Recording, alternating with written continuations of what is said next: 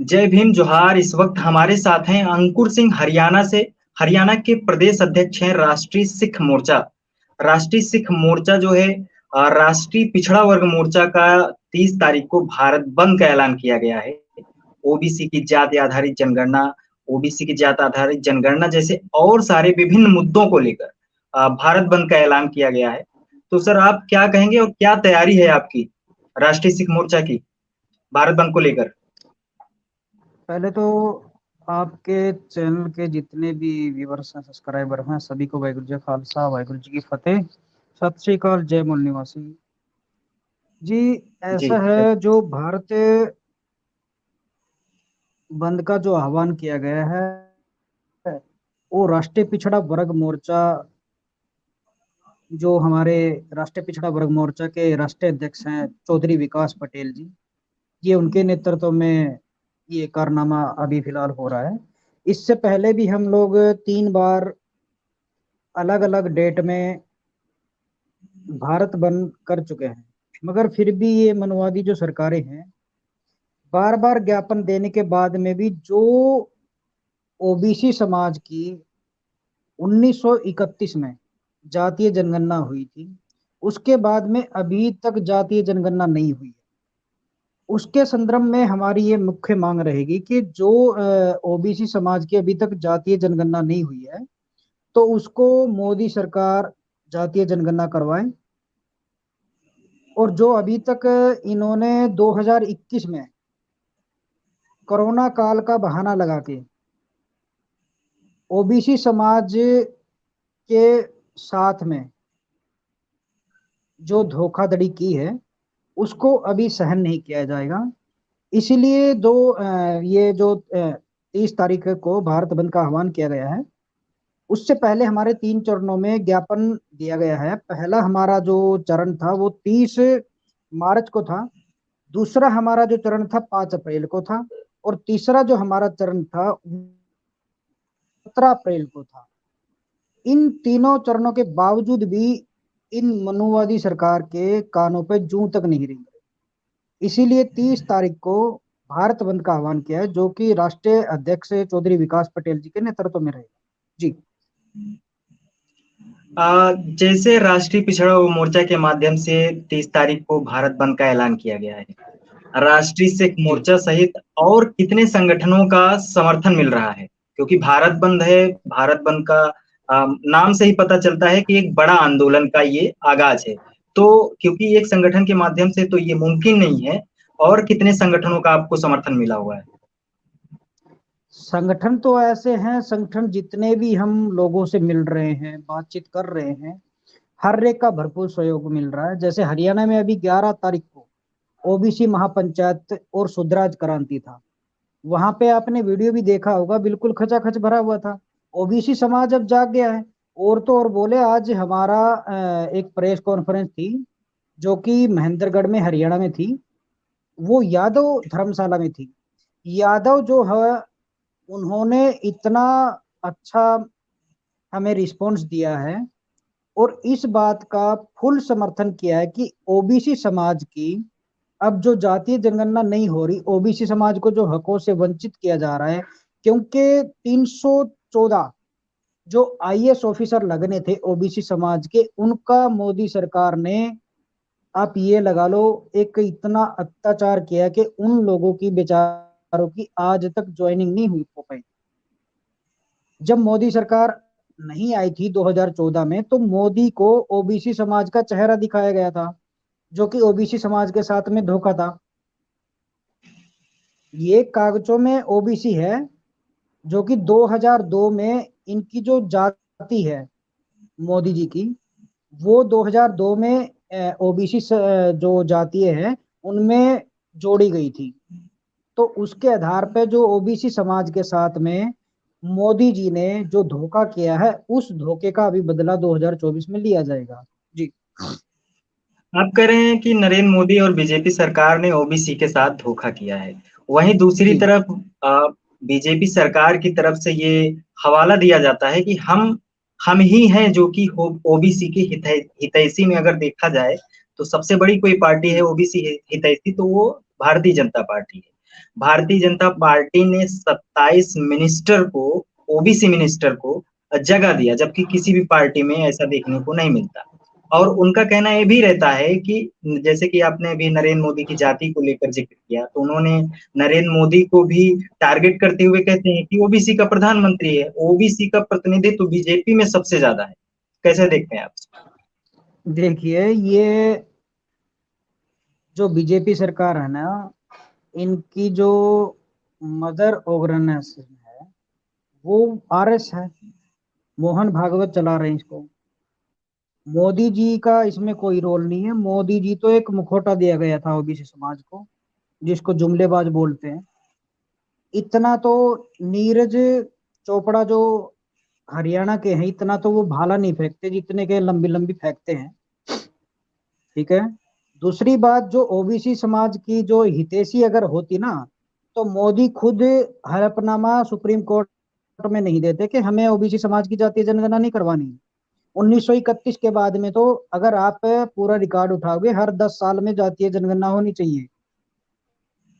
1931 में 52% था जब अंग्रेजों ने ओबीसी समाज की जातीय जनगणना करवाई थी। तो अभी कुछ दिन पहले, 3-4 दिन पहले ही भारत ने चीन को पीछे छोड़ दिया। 142.86 की आबादी हो जी चुकी है। तो ओबीसी समाज की भी जातीय जनगणना के आधार पर जिसकी जितनी संख्या भारी, उसकी उतनी हिस्सेदारी। जो 3% लोग हैं वो अभी तक सत्ता में कामयाब है। ओबीसी समाज के अगर इतने हितैषी बन रहे तो सुप्रीम कोर्ट में हलफनामा क्यों दिया कि हमें ओबीसी समाज की जातीय जनगणना नहीं करवानी। अगर ओबीसी समाज की जातीय जनगणना होगी तो ओबीसी समाज को पता लगेगा तुम्हारी इतनी हिस्सेदारी है, तुम्हारा इतना स्टैंड है, तुम्हारी इतनी ताकत है। ये 3% लोगों को इतना कब्जा दे रखा है। जो बंदे 100 एमएलए एमपी नहीं बना सकते, वो 550 बनवा के बैठे हैं।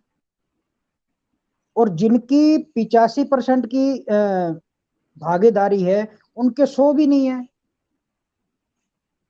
मोदी सरकार और बीजेपी सरकार ये आरएस की विंग है। और रही बात कांग्रेस की, कांग्रेस भी इन्हीं की विंग है, आरएस की।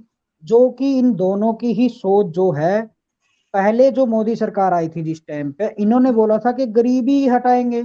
लेकिन इन्होंने क्या क्या किया? एससी एसटी ओबीसी जो माइनॉरिटी के लोग हैं, वो गरीब लोग हैं, इन्होंने गरीबों को हटाना स्टार्ट कर दिया। अभी दिल्ली के अंदर जो हमारी हरियाणा से, हमारे इंडिया से पहलवान बहन है, बेटी है, जो बीजेपी के मंत्री है ब्रजभूषण, उनके खिलाफ में अभी तक कोई एफआईआर तक नहीं लिखी गई। अब वो दोबारा बैठे हैं जंतर मंतर पे।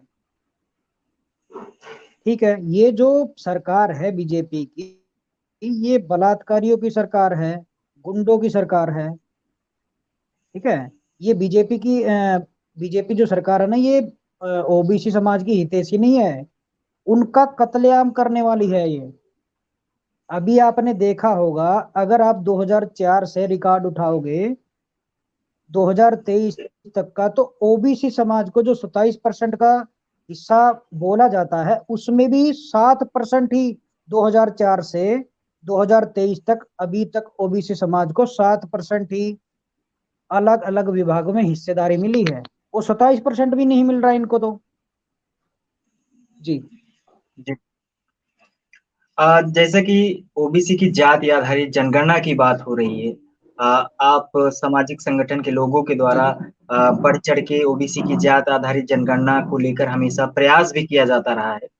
लेकिन एक चीज देखने को जी ये नहीं मिलता कि विपक्ष के द्वारा, जैसे कि बहुजन समाज के जो और पार्टियां हैं, चाहे वो अभी बिहार में, खैर अब तो शुरुआत कर दी है। एक चीज जो हाँ, भारत नीतीश का कुमार ने। सबसे जी, अभी भारत का देश में जो सबसे बड़ा विपक्ष जिसको कहा जाता है, कांग्रेस। जैसे कि आपने अभी जी बताया कि कांग्रेस और आरएसएस, बीजेपी सब सब एक ही थाली के चट्टे बट्टे हैं। जी राहुल गांधी अभी बढ़ चढ़ के बोल रहे हैं कि जिसकी जितनी भागीदारी, उसकी उतनी जी हिस्सेदारी, यानी कि ओबीसी की जी भी ज्यादा आ रही जनगणना को लेकर राहुल गांधी अब जी बयानबाजी कर रहे हैं। जी और जब उनकी माता जी देश की प्रधानमंत्री थी तो कांग्रेस सरकार तब जाति आधारित जनगणना नहीं कराई। यहाँ तक कि जहाँ पे कांग्रेस की सरकार अभी है, जैसे छत्तीसगढ़ में है, अभी राजस्थान में है। फिलहाल भी है, राजस्थान में भी है, छत्तीसगढ़ में भी है। वहां पे क्यों नहीं करवा रहे? अगर ओबीसी की हाँ, यही इतनी ही सवाल है। वो है, इनको चिंता है, तो ये अपने जहां जहां भी कांग्रेस की सरकार है वहां पे करवाए स्टार्ट स्टार्ट। तो तब तो पता लगेगा, जुमलेबाजी और लॉलीपॉप देने में जनता को ये लोग खा गए हैं अभी तक। मोदी इतनी फेंकता है तो ये इतनी फेंकता है। जी। जिस तरीके से आरएसएस के द्वारा ओबीसी की जाति जनगणना ना हो, उसके लिए वो तरह जी। तरह के षड्यंत्र करती रहती है। हर 10 साल पे ओबीसी जी। की जाति जनगणना होनी चाहिए। अगर इस बार जी। नहीं हुई तो फिर से ये मामला 10 साल के लिए टल जाएगा, फिर 10 साल बाद फिर से आंदोलन करना पड़ेगा।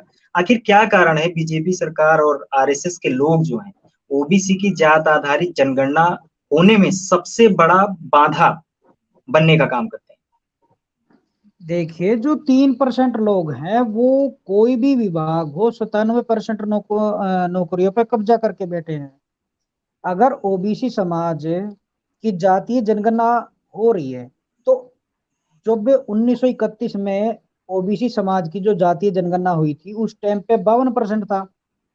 आज आबादी को देखते हुए तो मैं तो सोच रहा हूं कि ओबीसी, अकेला ओबीसी समाज 75 से प्लस हो चुका है। तो जिसकी जितनी संख्या बारी उसकी उतनी ही हिस्सेदारी हर एक विभाग में, हर एक कोई भी नौकरी हो तो उसमें 75% आरक्षण किसका? ओबीसी समाज का।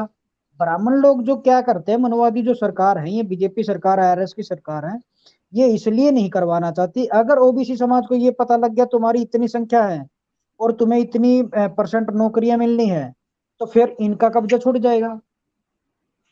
ये क्या कर रहे हैं, ये जो पीछे गुलामी वाला जो शासन था, ये वो शासन अपना लागू करवाना चाहते हैं कि जो ब्राह्मण है, वैश्य है, क्षत्रिय है और शूद्र है, ये दोबारा से वही शासन लागू करना चाहते हैं।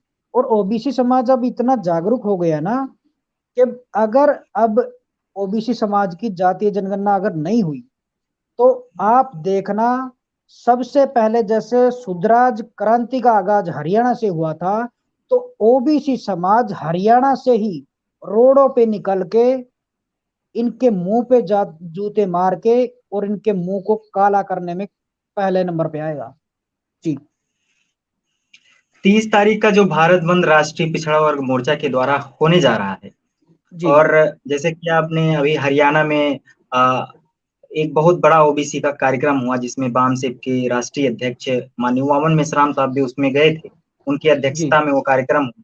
वहां पे वही जी। हरियाणा में वही जगह था जहाँ पे उनका भारी पैमाने पर विरोध भी हुआ था, यहाँ तक कि उनको जान से मारने की धमकियां तक मिली। तो जिस तरीके से जी। ओबीसी की जागृति बढ़ रही है और भारत बंद 30 तारीख को है, इसको लेकर जी। और भी जो संगठन के लोग हैं, आप हमारे चैनल के माध्यम से और भी ओबीसी के लोगों को और बाकी संगठन के लोगों को क्या संदेश देना चाहते देखिए, जितने भी आपके चैनल को देखते हैं ओबीसी समाज के जितने भी संगठन है, सभी से रिक्वेस्ट है, अब बहुत हो गए, हो चुका है, अपनी नींद से जागो, अपने बच्चों का आने वाला जो भविष्य है उसको देखो। आज ओबीसी समाज को इतने नीचे दर्जे में देखा जाता है कि मैं आपको बता नहीं सकता। ओबीसी समाज शुद्र है लेकिन वो समझने के लिए लायक नहीं है कि भाई मैं शुद्र हूं। ठीक है। दूसरी बात, आज अगर आप लोग नहीं उठे तो आने वाले टाइम में आप देखना, ओबीसी समाज क्या, एससी एसटी ओबीसी माइनॉरिटी के जितने भी लोग हैं उनको, जैसे हमें ये दिखाया जाता ना कि एनएसए, सीए, एनआरटीए ये मुसलमानों के लिए है, नहीं, वो हमारे लिए है, एससी एसटी ओबीसी माइनॉरिटी के लोगों के लिए है। उन्हें गुलाम करने के लिए ऐसे कानून बनाए गए हैं। और जो 30 अप्रैल का हमारा भारत बंद है उसमें हमारी मुख्य मांगे रहेंगी, ओबीसी समाज की जातीय जनगणना, ईवीएम में जो छेड़खानी करके जो मनुवादी सरकार है जो अभी तक सत्ता में कामयाब है, ये भी हमारी मांग रहेगी। तीसरा हमारा रहेगा एमएसपी गारंटी, जो अभी तक जितनी भी सरकारें आई हैं, किसानों को एक लॉलीपॉप दिया जाता था, और अभी तक एमएसपी गारंटी कानून लागू नहीं हुआ है। अभी किसान आंदोलन हुआ था तब भी एमएसपी का एक मांग थी, मगर नहीं अभी तक वो किया गया। तीसरा हमारा रहेगा एनआरसी, सीए, एनपीआरए के विरोध में। और चौथा हमारा रहेगा जो लॉकडाउन में जो मजदूरों के खिलाफ में काला कानून, श्रम कानून लाया गया, इसको वापस लिया जाए। पांचवा हमारा रहेगा जो पुरानी पेंशन अभी तक बहाल नहीं की गई है, ये हमारी एक मांग रहेगी। और ये मांग इतनी छोटी नहीं है कि बोलने में छोटी लगती है, मगर ये बहुत बड़ी है। जो 5 साल का जी एमपी विधायक रहता है, उसको हर जितने वो एक बार बने, 2 बार बने या 3 बार बने, हर बार में उसको अलग अलग पेंशन दी जाती है। ये 5 साल में भी पेंशन ले रहे हैं। और जो हमारा सैनिक है, हमारा जो कर्मचारी है, SC ST OBC माइनॉरिटी का जो भी भाई है, तो उनको 60 साल अपनी जिम्मेवारी समझ के जो अपनी नौकरी को करता है, सुबह उठता है, जो हमारे फौजी भाई जो बॉर्डरों पे रहते हैं, अपने परिवार को, अपनी फैमिली को छोड़ के, उनको पेंशन नहीं है। ठीक है। और आगे हमारा रहेगा विकास के नाम पर, जो पर्यावरण संस्था के नाम पर जो हमारे लोगों के साथ में जमीनी स्तर पर, जैसे आदिवासी जो लोग हैं, उनको क्या बोलते हैं इसको भाई, विकास के नाम पे जो उनकी जमीनों को छीना जा रहा है, तो ये नहीं होना चाहिए। और SC ST OBC के जो बच्चे हैं, जिनको कुछ टाइम 2015 के बाद में जिनकी छात्रवृत्ति रोक दी गई है, तो ये छात्रवृत्ति दी जाए। क्योंकि ओबीसी, ये जो बीजेपी सरकार है, मनुवादी जो सरकार है, इनको मंदिरों में देने के लिए इनके पास में बजट है।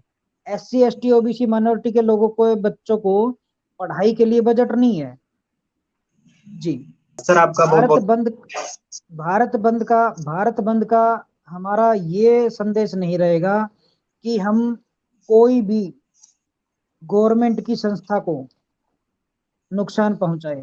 हमारा संदेश सभी से एक रिक्वेस्ट तौर पे हाथ जोड़ के बेनती से है कि कोई भी ऐसी चीज को गलत इंफॉर्मेशन ना ले कि हमें कोई आगजनी करनी है, कोई कुछ हो करना है। अपनी अपनी एरिया में जितनी भी तहसील है, सचिवालय है, उन पे जाके अपना समर्थन दे, प्रोटेक्शन करें। सभी से हाथ जोड़ के रिक्वेस्ट है, बेनती है। कोई भी संस्था हो, कोई भी प्रॉपर्टी हो जो गवर्नमेंट की, क्योंकि हम एक मूल निवासी हैं और संविधान के दायरे में रह के हमने अपना प्रोटेक्शन करना है। जी, धन्यवाद। जी, बहुत बहुत धन्यवाद आपका जुड़ने के लिए।